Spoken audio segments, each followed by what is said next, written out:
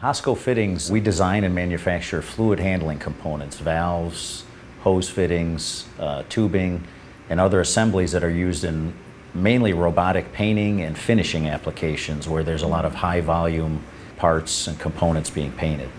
We became involved with Bank of Birmingham through sort of an unusual circumstance. Lining up financing in the 2009 timeframe was not very easy. During this economic meltdown, there was a small group of us trying to go through this process of having this company divested and acquiring the business. In that process, I probably spoke to 25 or 30 bankers. The unusual part was that it was actually Jenny Meyer contacted me after hearing that there was an opportunity that I was working on. And she said, well, I'd like to come to Livonia to see the business and get a flavor for what you're doing. And at that point, it dawned on me that this was the first person that I had spoken to that showed any interest at all in seeing what it was that we were doing. So that was the first thing that was very unusual and different.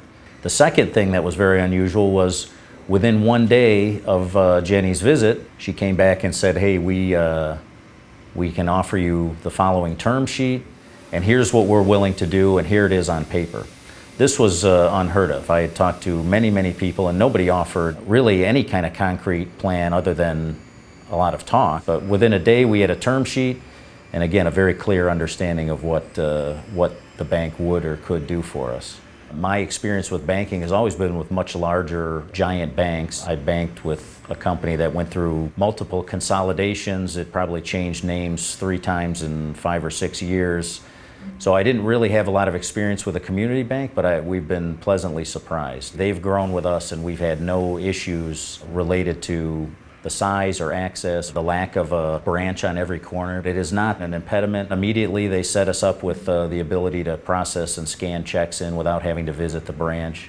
So it's been a big help and a big relief that they were there, you know, ready to help when we needed it.